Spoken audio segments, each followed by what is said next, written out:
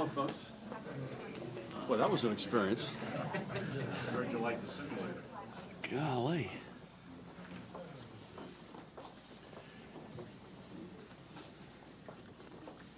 Everybody good? Come on in, guys.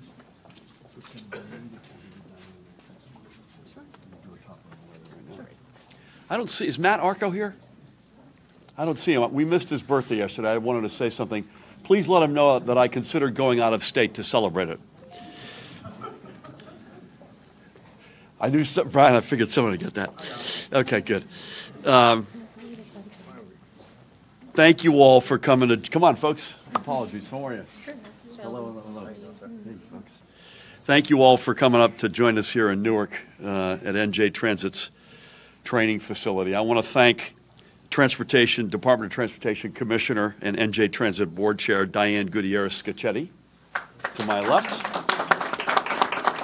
NJ Transit Executive Director Kevin Corbett to my right, and their colleagues both here and in our midst, and by the way, in these buildings which we've just toured. Thank you all so much for hosting us so graciously and for joining me. I want to get to our visit in a minute, but I first want to speak, if I may, to the weather that we're expecting to impact New Jersey over the next few days. So first, we are continuing to track a system which is scheduled to impact our region overnight tonight and bring some snow and ice accumulations. I think we believe it's somewhere, depending on where you are, 0 to a couple of inches as we speak at this moment. Obviously, the weather can change quickly, but that's where we're forecasting at the moment. Under Diane's direction, the Department of Transportation will be deploying the necessary resources, and in fact are deploying them, in advance of the storm, and they are coordinating their response with other organizations, including, obviously, NJ Transit and the toll road authorities and other agencies. There was a call, for instance, that included earlier today the Port Authority, among others. All of this to ensure the best response for New Jerseyans.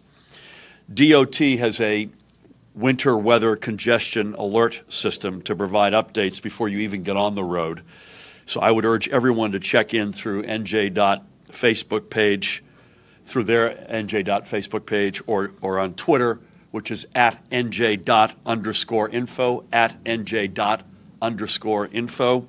or at 511nj.org, the website 511nj.org. Please, in particular, perhaps tonight, but certainly tomorrow morning, based on the expectations that we have in terms of forecast, give yourself some extra travel time in the commute, and please do not attempt to pass an active snow plow or spreader crew. This will ensure a safer ride for everybody. We urge everybody to be patient and clearly to use caution. The team at the Statewide Traffic Management Center in Woodbridge, which has become a little bit of my home away from home, will be closely watching conditions in real time so we can respond to any situations which arise. Perhaps, and I think almost decidedly more importantly, we're also watching another system which may roll into New Jersey this weekend. That system is still taking shape, but we're ready to do this all over again as necessary. We were communicating not just on tonight's and tomorrow morning's storm earlier today, but also on the weekends. And this one has the potential of being big.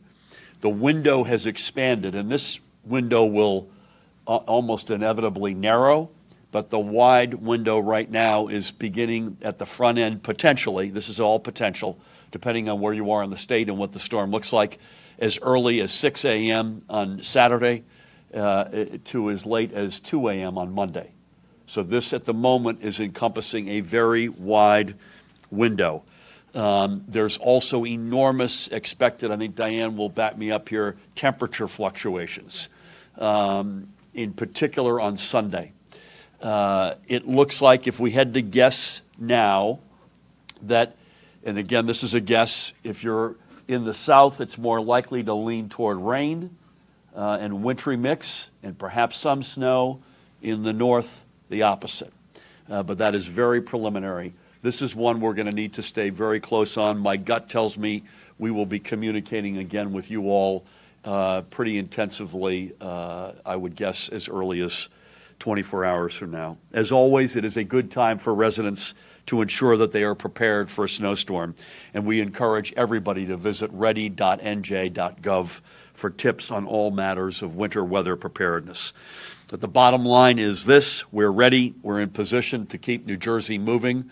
Tonight, again, we're watching closely, but we don't see tonight and tomorrow morning, at the moment at least, getting out of hand in terms of precipitation. The weekend could be a different story, so please bear with us. And keeping New Jersey moving is a perfect transition as to why we're here today at NJ Transit's Ferry Street training facility. I just had the opportunity, and many of you were with me, to spend some time with the men and women who are going to play a critical role in our effort to make NJ Transit the turnaround story of New Jersey.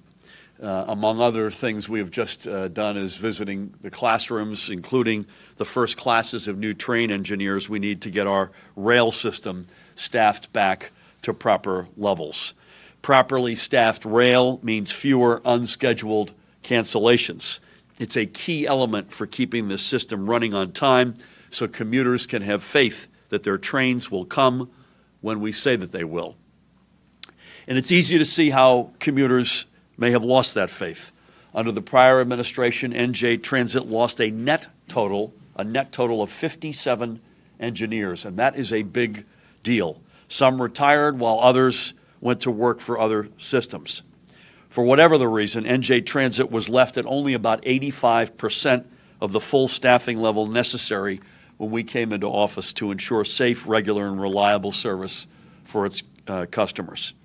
It meant something as simple as a sick day when it couldn't be covered, literally an entire train would have to be canceled. That is, frankly, unacceptable to me, to Diane, to Kevin, to their teams, to the great employees in both the train and bus side of the house here, but most importantly, it's unacceptable to commuters. Equally unacceptable is that the prior administration did so little to address this. Only 11 engineering training classes were started between the years of 2011 and 2017. And by the way, none were held in the year 2010. None. And the engineers, by the way, trained in 2009, they were furloughed for budgetary reasons. We committed to fixing this, and we are. The locomotive engineering training program has 6 concurrent classes in session made up of 102 trainees, which is a record number of classes running at the same time. These 102 soon-to-be engineers are the very best from among more than 4,000 applications NJ Transit received for these positions. That is an elite college-level acceptance rate, and it's the talent that we need to get NJ Transit Rail back to being an elite-level mass transit system. 4 of these 6 classes will graduate this year. I believe this is right, Kevin. 1 in early May, 2 in October, and 1 in December. Does that sound right? It means we'll be continually getting new staff into locomotive cabs throughout the year. And it means more in the talent pipeline for the year 2020. Similarly, 2018 saw the hiring of 386 new bus operators from more than 8,000 applications, another elite college-level acceptance rate. That is a record number of new bus hires in a single year. That means more drivers, which means more buses out on the road instead of in the garage, and more seats moving along our highways. This is the change that we've been talking about throughout the past year. Investing in people is among NJ Transit's most critical investments. We can order all the new rail cars and buses we want, but it's trained and certified people like the ones here who make them move. And in my upcoming budget address in about 6 weeks, I'll outline additional investments to continue improving NJ Transit service by hiring even more engineers to fill staff shortages and get our trains running on time. To all the people here at NJ Transit and at their training facility, and especially our future engineers and bus operators, I thank you all for coming on board to serve New Jersey's commuters. This is the right time to be part of NJ Transit, to be among the hardworking women and men who keep our state moving, who care about commuters, and who want to be a part of getting this system back to where we know it can be and where the public deserves it to be. I've said many times before, getting transit right is fundamental, certainly for commuters and their families, but also for the broader goals we have in our economy. New Jersey's future rides on a safe and reliable NJ Transit.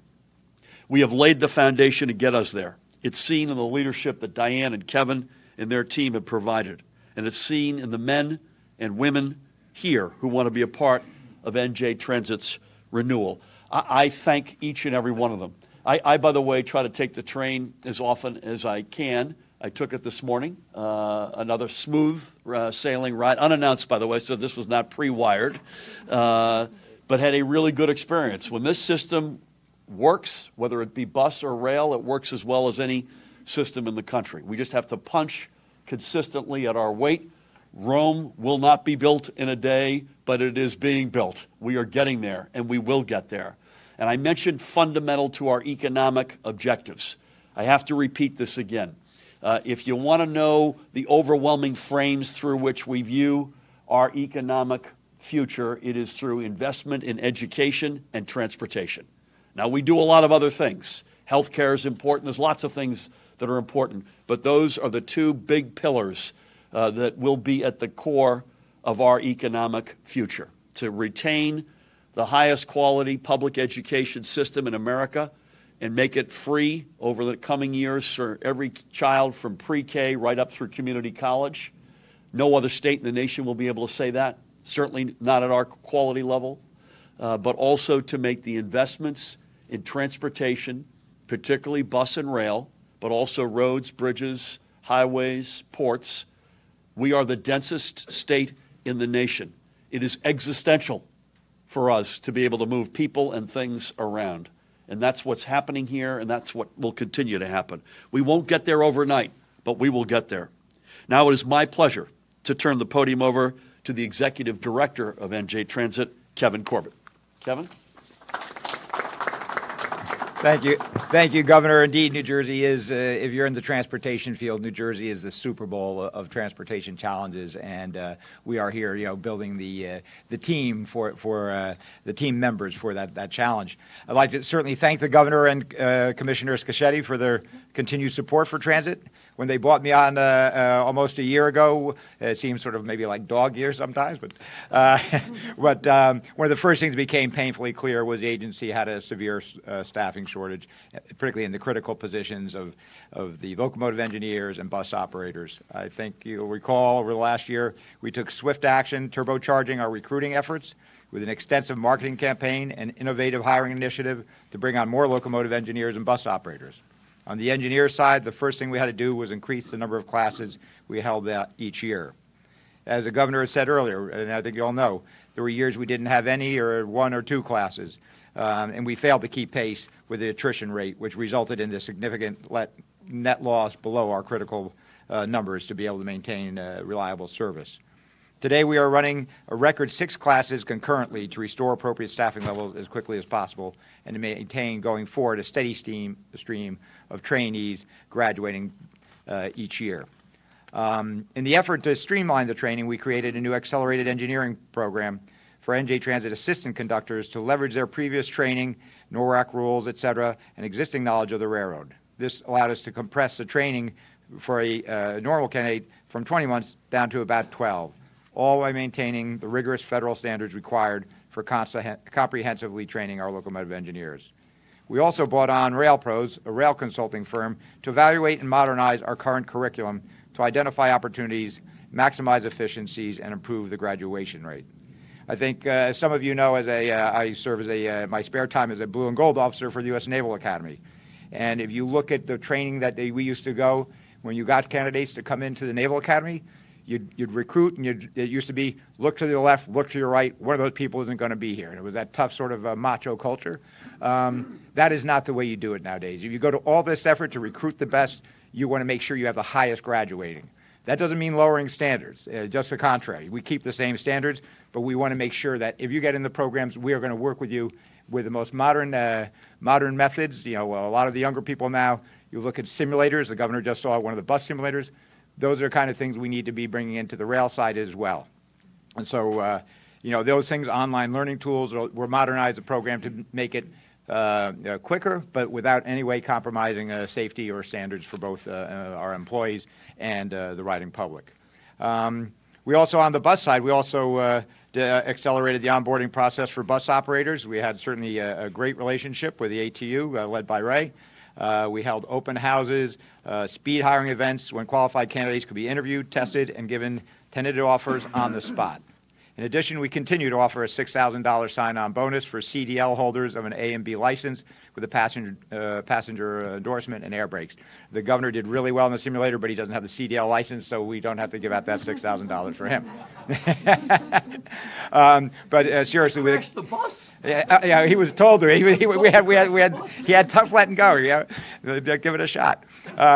But with the continued support of the governor and the commissioner, I have no doubt we'll be able to translate our interest in these record numbers that we have so far of 386 new operators hired, and with 102 rail locomotive engineers currently in training, so that as we get later in the year, we'll see continued improvement, and that'll definitely show up to our customers that this is not just a flash in the pan, but we're going to have a continued effort and see constant improvement going forward. So with that, I would say that it is a great industry, and it's a great time to be at New Jersey Transit, as the governor said, and these young people will vouch for. It's an exciting time, and we are really looking forward to seeing the steady improvements for this year and into 2020. Thank you. Well said. Well said. I have to underscore that point, particularly for the new folks in this organization. You've come at the right time. You've come at a really good time. This is nothing short of a renaissance. And again, it won't be easy. We won't get there overnight, but we'll get there, and you all will be a part of that journey, which is pretty special. With that, I'd like to introduce my partner in all things storm and transportation related, our Commissioner of Department of Transportation, Diane Gutierrez-Scacchetti. Thanks, Kevin. Thank you.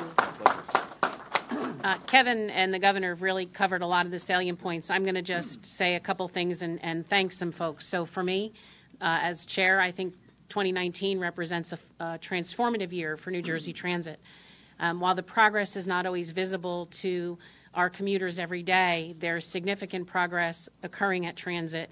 And I'd like to thank all of you from the media who are here today to help us showcase the folks on the boots on the ground, our rank and file that are here every day working so hard to try to deliver what the governor has referred to as a world-class system. We will get back there. But in making sure that we get that message out and certainly relying on you, it's important for me to thank our union partners, both on the bus and the rail side. Without your support, we would not be able to move as quickly as we do, and that partnership is just critical. So we are very grateful to you for the work that you have done with us, for thinking outside the box, for helping us make sure that we push this forward as quickly as we can, but as responsibly as we should. So for me, those are real important factors. It's impressive to come here and to see the folks who are committed to helping us make our system better. When the governor met with the first class, we have seen some of the at least initial success of allowing folks from out of the state to come in and participate and have good paying jobs and support the organization. While they were few in terms of the folks in the class, it is an all hands on deck type of proposition. And so we are very grateful for the fact that we've been able to recruit not only those here who live and work in New Jersey, but some of our neighboring states to make everybody successful, right? We see what's happening in the world today. Everybody just wants to make a living and support their families. That's our goal. And the governor talks about a stronger fare in New Jersey. Hopefully some of those folks will decide to move over across the river to New Jersey and join us as residents as well. But in the meantime, we're just happy to have them. I, again, appreciate, the support of the unions, the support of the rank and file as they continue to work every day. I know they don't always hear good news. I'm really hoping today is a day for the media to talk about the good news of New Jersey Transit, what they saw here today, how we train our people, the diversity that you see in the classroom, and certainly the diversity you see in the field every day. That's important to us. So please get that message out. And with that, I will turn it back to the governor. Thank you, Diane. Thank you. Thank you, Diane. Again, I want to reiterate the thanks to our union brothers and sisters, to the rank and file, and to the leadership of this organization. This is day one, by the way, or is it day one of our second year. So 2018 was climbing a lot of mountains, whether it was positive train control or recruiting that class that we spoke to, improving communications. These folks were taking a lot of initiatives that were literally nowhere to somewhere. And that journey's not over, but 2019 should see us bearing more fruit from those heroic efforts. And again, it won't be overnight, but we're very confident we're on the right path. So with that, I thank you all. We'll take a couple questions, please. Governor, as I'm sure you're aware. Jeez, Louise. Wow. Your close buddy, John Bramnick, in the Assembly had suggested that you declare a state of emergency so that you could bypass union contract rules and bring in engineers and get things moving as quick as possible. I've been told that he doesn't know what he's talking about. Could you clarify this situation? Is this possible, and what is it helpful when guys are making these kinds of suggestions to you? First of all, I have a lot of respect for John, and he's a good person. I think he's in this business for all the right reasons, and I mean that sincerely. Secondly, when we inherited NJ Transit a year ago, and this was probably about a year ago, maybe a little bit less than that, we looked at all of our options because the mess was bigger and the hole was deeper than we had even thought it was. And that is one thing that we, at least for a brief moment in time, considered. The fact of the matter is, for a number of reasons, it doesn't make sense. And I'll give you a more technical reason, and if I get this wrong, I've got some technical experts with me who can correct me, and then I'll give you a broader reason. The technical reason is this is not like bringing in crews, which we do regularly in advance of storms from other utilities that are not subject to the same storm. So we've had a lot of experience. Diane and I have been part of that. Joe Fiordaliso at the Board of Public Utilities. We've done a lot of that. Folks will come in from, as far as I recall, last year we had folks from Georgia, Alabama, Tennessee, at least, Ohio, who came in to help us get power back, get lines, men and women up on and doing really tough work. The analogy doesn't work. So you have to be certified on New Jersey Transit's routes, and that is a long. And would we like it to make a shorter process? These folks, Kevin in particular, his team, have spent a lot of time trying to streamline that training process, but the analogy doesn't work. You need an intense period of training and education that is specific to NJ Transit's route system. So there's a really good technical reason that we came to grips with, as I say, almost a year ago. The bigger, more important reason is this is going in the right direction. We have the right leadership team. We have funded it. We have met the positive train control's big first deadline. We are hiring the engineers and bus operators. This is in the right hands, going in the right direction. That does not mean that we don't share frustration of commuters when the system is still in teething, when these steps are still teething, because we do, and we want to bat 1,000 every single day. And when we don't, it frustrates us. But that doesn't mean that we are not on the path that we know we need to be on with the right leadership, the right support. David. Governor, if you don't mind, this is for the director. I'll borrow this if you don't mind. The commuters we talk to, they say that your scheduling is inherently dishonest because you know that you're going to be canceling trains almost every day. And so their question is there no way to have a schedule printed or promoted some way that is a little more honest. Yeah, I'd say first thing, if you notice, since this year after the last few weeks, and this morning we had no annulments, no cancellations, and I think we had one yesterday too. So if you look out of 700 trips roughly a day, the airline should be doing as well lately. But going through the PTC mode, I think we've covered this before, but there were two critical issues. One was getting equipment in and out, both to be serviced, et cetera, and installed, and that had a tremendous impact. And a lot of that was we were putting out a lot of fires and juggling to make that happen. The other was the shortage of engineers, and it's no fault, the reflection on the engineers. A lot of them put in more overtime than they wanted or needed just to help out, but we were below critical mass. So going forward, and we saw last summer particularly, we were being overly ambitious and trying to maintain service without having enough engineers or enough equipment for each one of the services. So those complaints at that time, as a regular commuter, I felt it.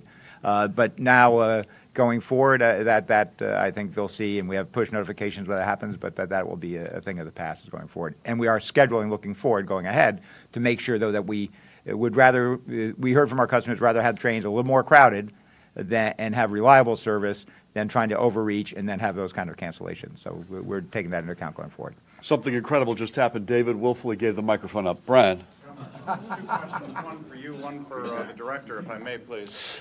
For you, Governor, any thoughts on continuing the 10% discount into February? And for Kevin, as far as the meeting minimum PTC, there are still crowded cars, short cars. How long will it take to get the remaining or more of the rolling stock added to the existing trains so we can see less crowded conditions for the riders? So on the first one, we have not had any deliberations, at least as of yet, on extending it into February. That doesn't mean that couldn't happen, but that's not something that we've talked a whole lot about. Let me turn it to Kevin on the PTC testing. And Governor, I'd say, Brian, Atlantic City is one thing when we open that, but right now for the regular service, we'd see no reason to be giving a discount at this point, say on my line, for example. As far as PTC equipment, in the rush at the end of the year, as we started from the summer, the real heavy production, in addition to testing and anomalies we get with any new technology to be introduced on some of the vehicles, we also have the routine 92-day inspections. So as those vehicles were coming back, at the same time we're getting a big push to get out for the year end, we have a crunch and we're working through that backlog. So, you've seen sort of the sandwich trains where there's an engine behind a cab car. Those are being phased out as the remaining diesel. But a lot of the equipment there is fully installed, and so it's going to be select on select routes, and that's going to be phased out over the coming weeks and months. Diane, you want to add something? Yeah, and I think, the other part of it, Brian, is that we continue to work with our contractor. We still have a number of vehicles that have to be outfitted with PTC. So hopefully it's an incremental increase in cars you see as the equipment is put out there, put on the cars, they go through their testing, and they return to the fleet. So it's kind of PTC, get the backlog of routine maintenance out, have the contractor continue to push out those remaining vehicles. I'll say it again, 2019 should be a big year for us in terms of seeing really some of the fruits of our labor. It's going to continue on for the next few years, but I think this is the year where we start to climb the hill out of the hole, as opposed to kind of waiting there for something good to happen. So, On a week-by-week basis. well, it'll be very gradual, right? So we're pushing the contractor. We have it's an old contract. We work with them literally every day. We have a Friday call to look at their progress. We're on them night and day. But we need them to push out what is about 160 more cars to have the fleet fully outfitted. So it's going to be all of these things that help you see less crowded cars, hopefully leading to more reliable service.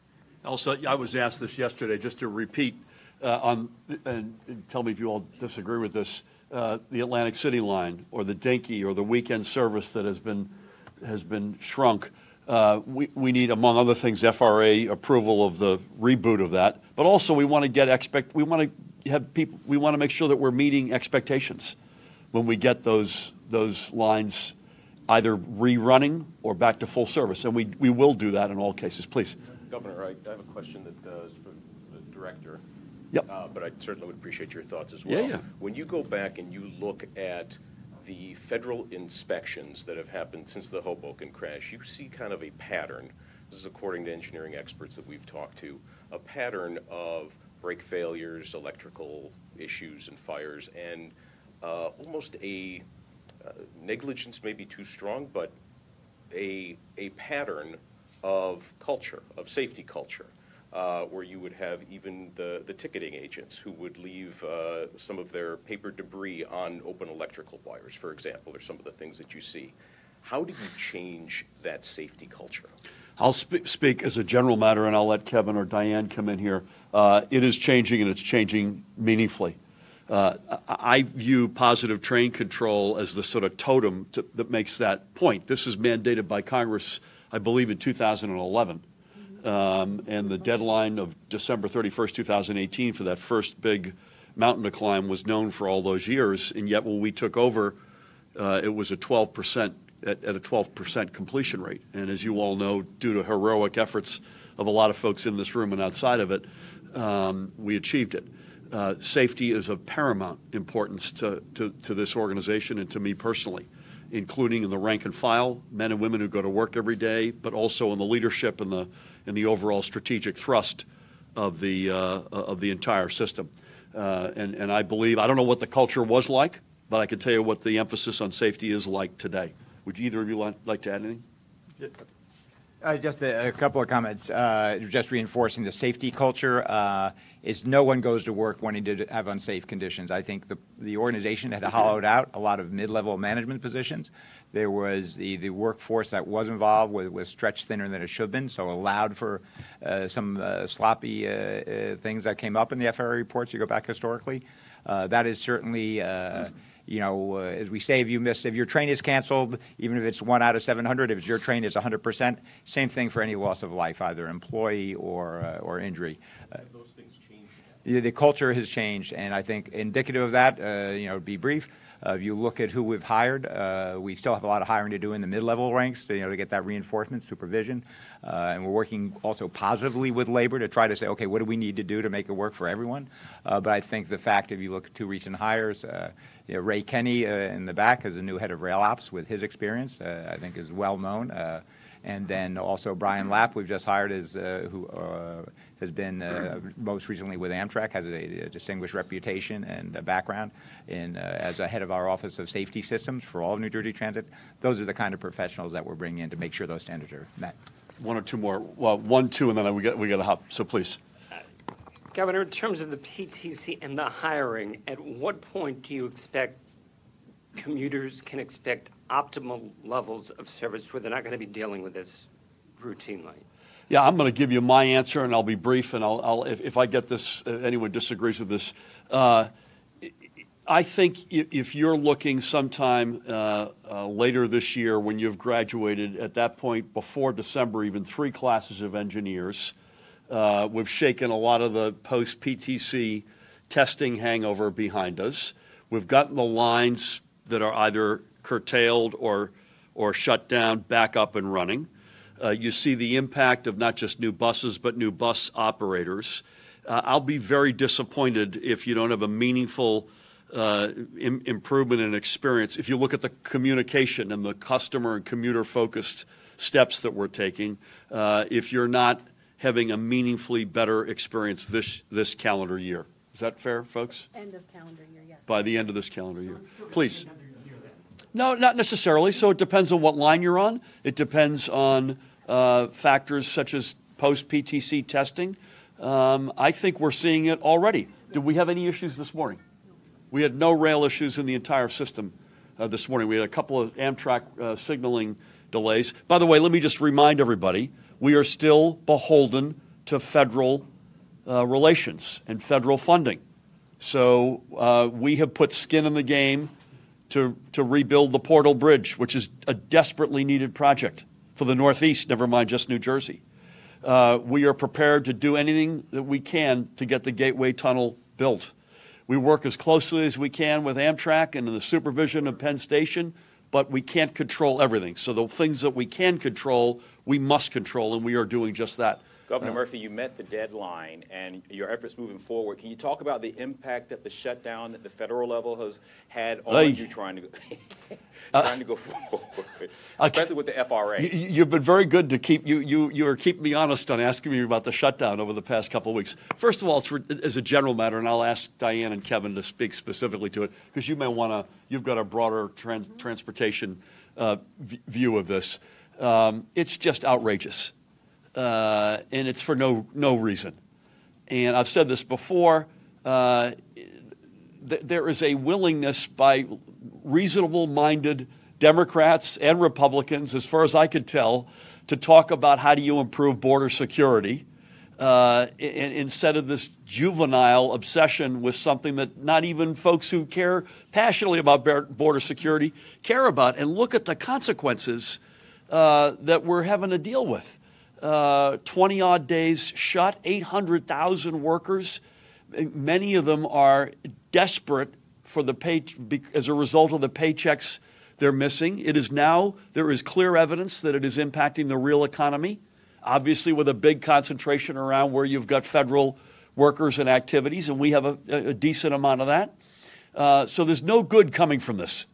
There's just no good coming from it. And I hope and pray that leadership gets to that point sooner than later, and our president says, you know what, we have to move on because this is really hurting us. Do you want to talk just broadly, and then we're going to have to shut it down? Yep. Thank you.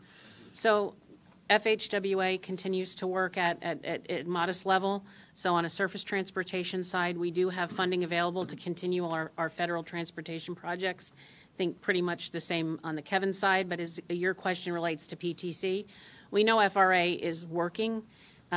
They have 45 days to issue to us their report, approve our report on PTC.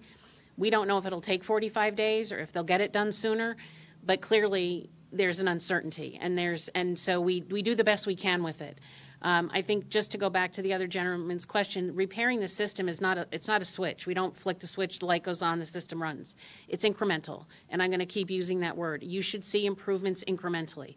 We had no cancellations or annulments today. For me, that's a big reason to celebrate, right? That's a good day, right, Janet? Everybody's where they're supposed to be. But at the end of the day, the word is incremental. And so I agree with the governor. You will see improvement this year, but I think the culmination of it will be towards the end of the year where you see a lot. It's going to continue to get quieter, we hope, on that side of the business, and we go back to business as usual. It's also within us, which is an important point that we made before. It's within us. You know, you look at other systems in the country, and you look at the mountain they still have to climb in terms of the amount of money associated with. So you look at the subway system in New York City, apparently $35 billion to get that to the place it needs to be. We've got big projects. We've got big needs, but it is within us. I want to thank again Kevin and your extraordinary team. I want to thank Diane as Madam Chairwoman. My suspicion is you'll be seeing more of Diane and me over the next couple of days if the storms pan out as they expect. To our union brothers and sisters, bless you. To Jana, to you and the commuters and the voice that you speak to, keep us honest. Thank you for that. To the members of management, thank you so much. Again, everybody, keep a weather eye on the weather. Tonight is something we think is going to be within us, but nonetheless, be safe. Perhaps in tonight's commute, but certainly it looks like tomorrow morning's commute. And stay tuned for the weekend, which is a big window with a lot of variability around it. At its worst, it could be a lot of snow. So everybody stay safe, and thank you all for being here. Thank you.